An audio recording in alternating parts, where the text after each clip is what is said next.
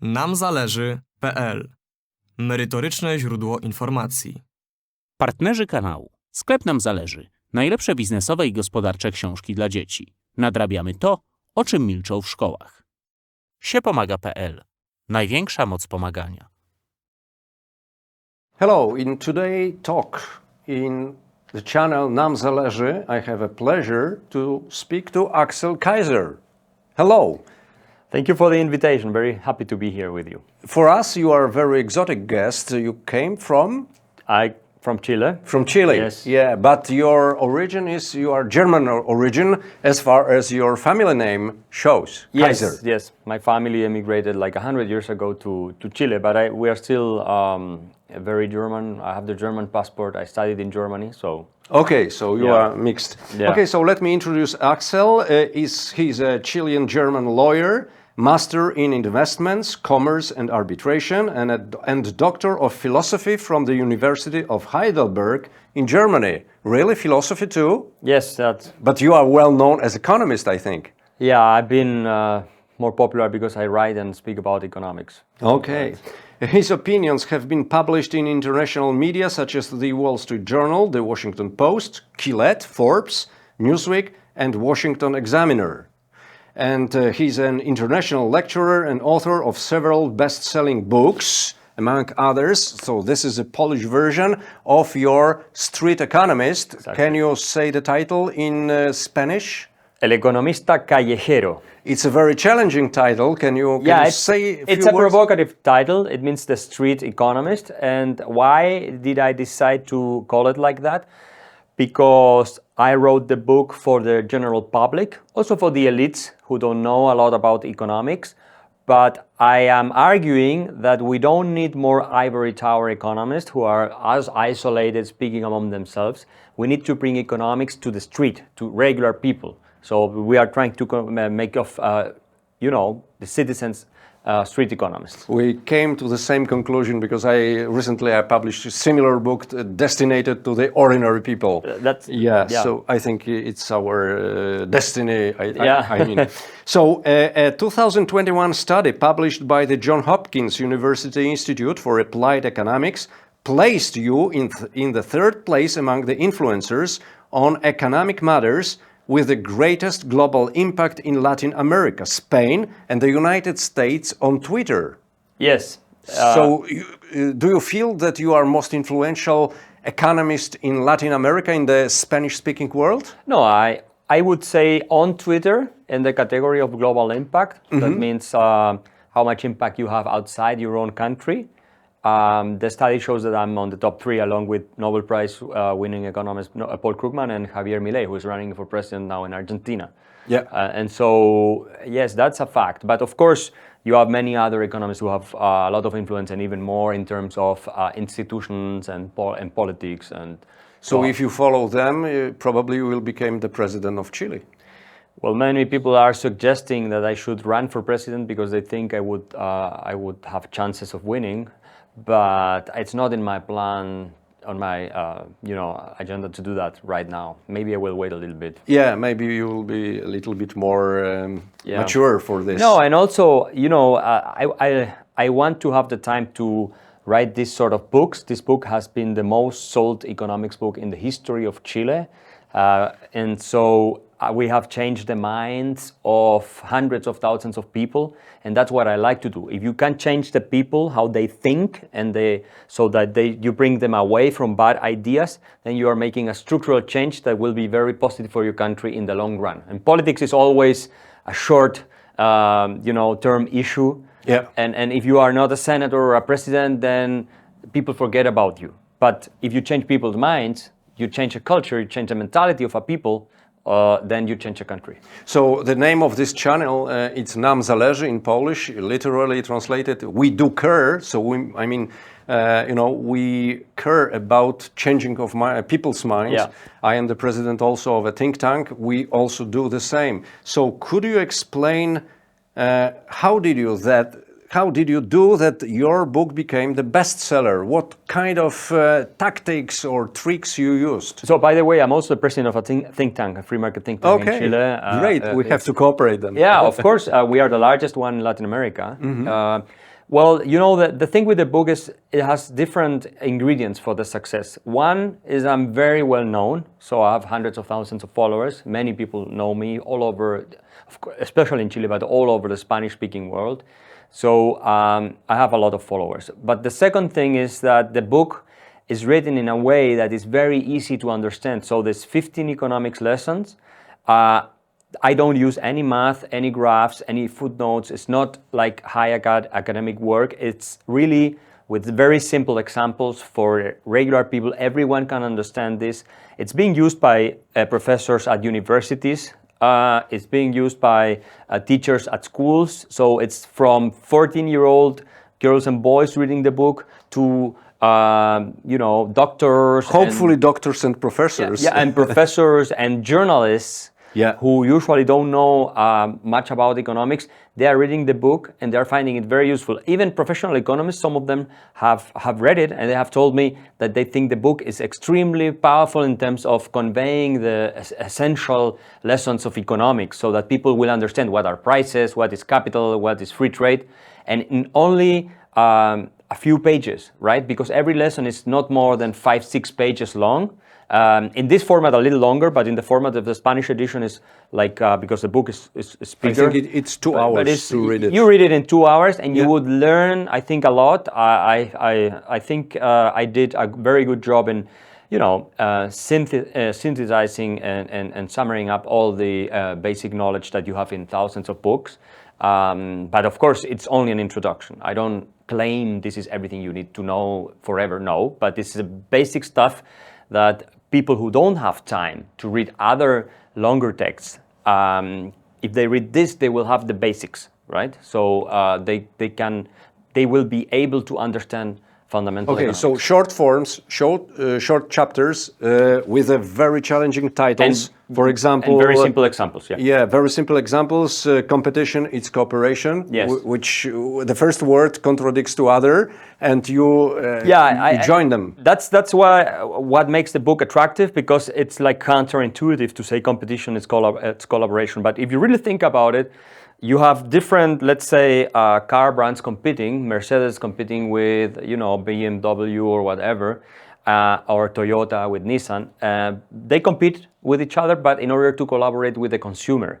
So you are collaborating with your client because you are trying to offer the better car at a better price, and so you are collaborating with others. And if people like what you are offering, they're buying the car, and so you are having more success than the competition, or maybe you are sharing the market because you are both equally, efficient, and that means competition is collaboration. But it makes everyone better off. Even your rival is getting better because of competition. Because if you don't have competition, it's like you would sleep on your laurels, and you would, you wouldn't be challenged to become better. Like imagine tennis without Djokovic, Nadal, and Federer, right? Yeah. I mean, if what had been Roger Federer, it would have been very easy for him if Nadal and Djokovic would have not come. So even sports is a very good example of this, because if you have a tough rivalry, then you become better. The best version of yourself comes out. And this is the same in the market economy. I think that the journalists and politicians, they have tendency to simplify everything. And here it's a very good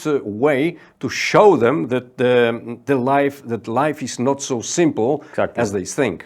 Yes, this is not a book based on emotions. It's a book based on rationality, reason, and it's positive economics. It's how the reality works.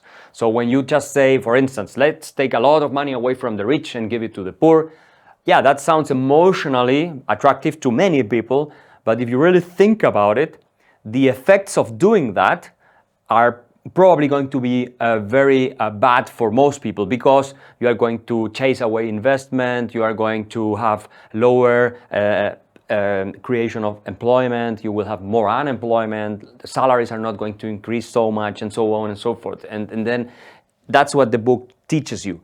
Try not to be so much about feelings, but about good reasons and understanding how reality works, because feelings do not trump reality. Reality always prevails. Yeah. Yeah. So Professor McCluskey said that your short book is the best introduction to economics ever. Yeah, I mean, she, and I hope she wins the Nobel Prize in economics one day because she deserves the Nobel Prize. Was very impressed by the book. She really loved it. And there are other very famous economists in the United States that have loved the book as an introduction to economics. Of course, this is not something that people at PhD in economics will be studying, but for the general public, in order to bring from the ivory tower to the population the knowledge of basic principles in economics, so that you have people making correct decisions about whom they are going to vote for and what to believe and what not to believe. This is, according to many of these great economic thinkers, the best introduction that has ever been written. And I'm extremely happy that some people like McCluskey, it's an honor to me that she would say something like that, because she's like one of the greatest thinkers in our time, in my opinion. Yeah, great. So the book is composed of 15 lessons. Can you classify them? I mean, can you rank them and say that this one is It is hard to say this is more important than the other one, but I think that there are fundamental issues that everyone should learn. For instance, what are prices, how are prices formed, and the role that free prices perform in a market economy, and why socialism fails, because you don't have the information mechanism that are prices in order to tell you what you have to produce. So which one is about socialism? And well, it's mixed. In the lesson about prices, I speak about the way socialism fails. Okay. Because prices are basically signals, information providers. Yeah. So it's like the neurons in the synapses. Prices tell you what you have to do, where you have to invest. If the price of milk goes up, then the producers get the information necessary to produce more milk, and then the prices will go down. And the consumers get the information to rationalize their consumption of milk, so there is more for others because they cannot spend so much money buying milk, and so on and so forth. So it coordinates all production across society and across time, and that's what prices do. Without that, it's like if you had a soccer game without a ball. The ball is the information that the players need in order to know where to go, right? That's the role of prices. The prices tell you where to go, how to play, what time, and so on and so forth. Who is offside, who is not.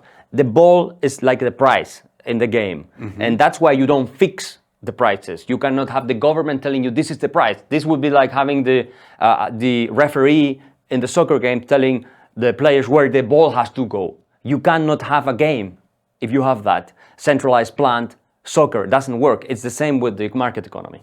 So my dream is, we published, a couple of years ago, we published a book of a Russian. He was a top manager in the Soviet Union, and he ran away from this country at the age of, when he was 60 years old. It was 1970s.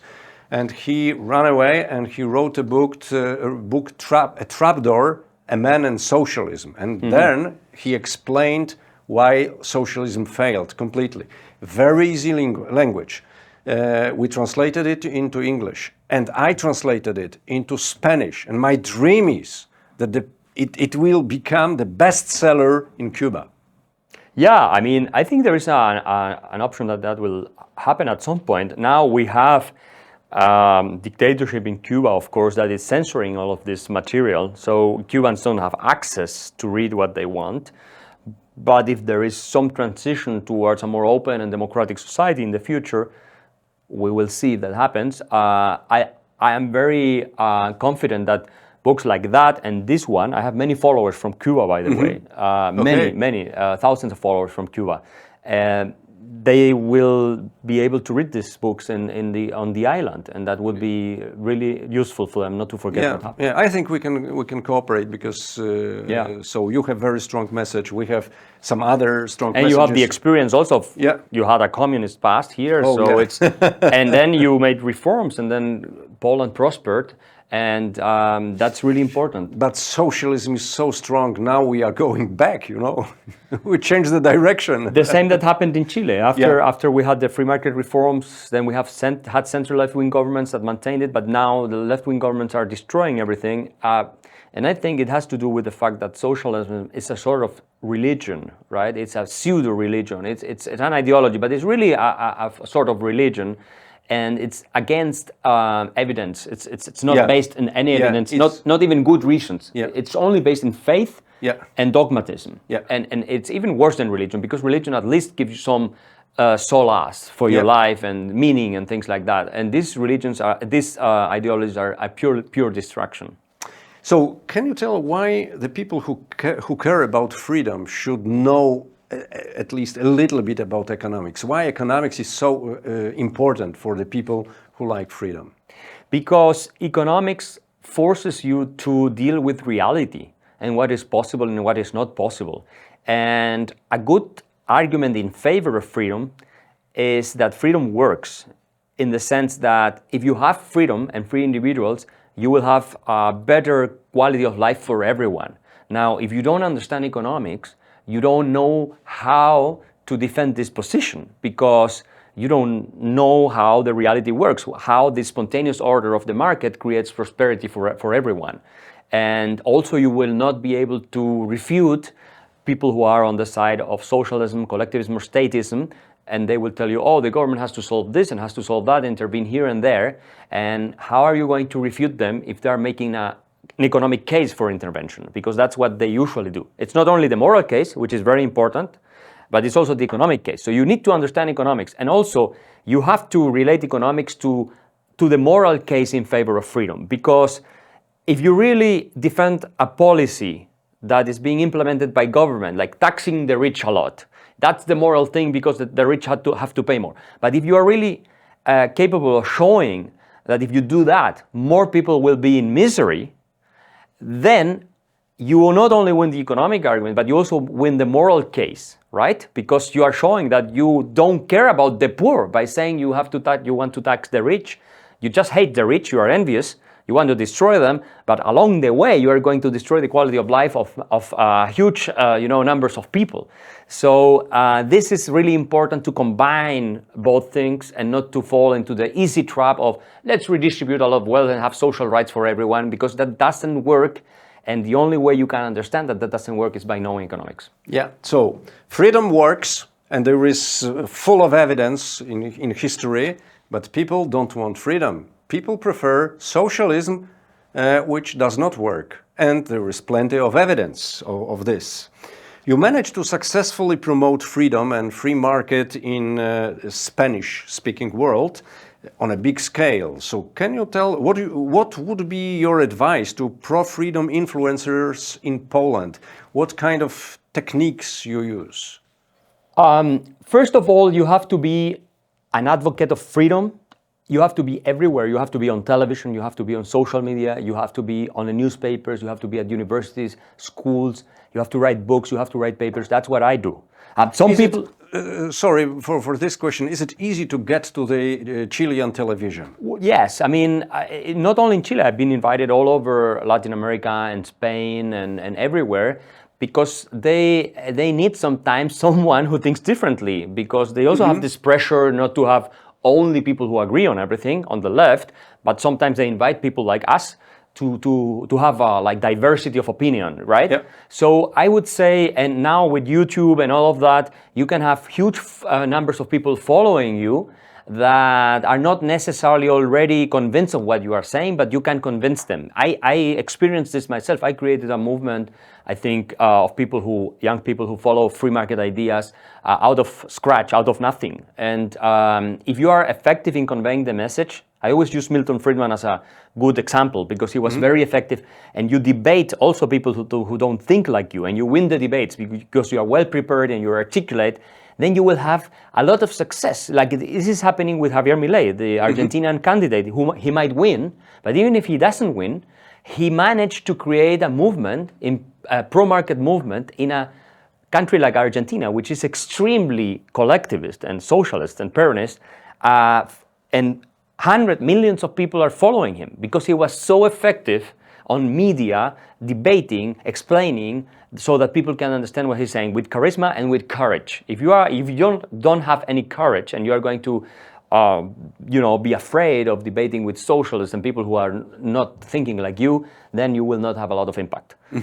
But so I would say, go everywhere and take every space you can and fight the cultural hegemony that the left has created. Because one of the reasons we lose, or the main reason we lose, it's not because their arguments are better, and not even because their rhetoric is more attractive. It's because our ideas are absent from the market of ideas. And if you don't have a product in the market, you cannot sell it. And if the product is in the market and you don't have good marketing for the product, you are also not selling it. So you have to get the product in the market and have good marketing for the product. And that's your ideas.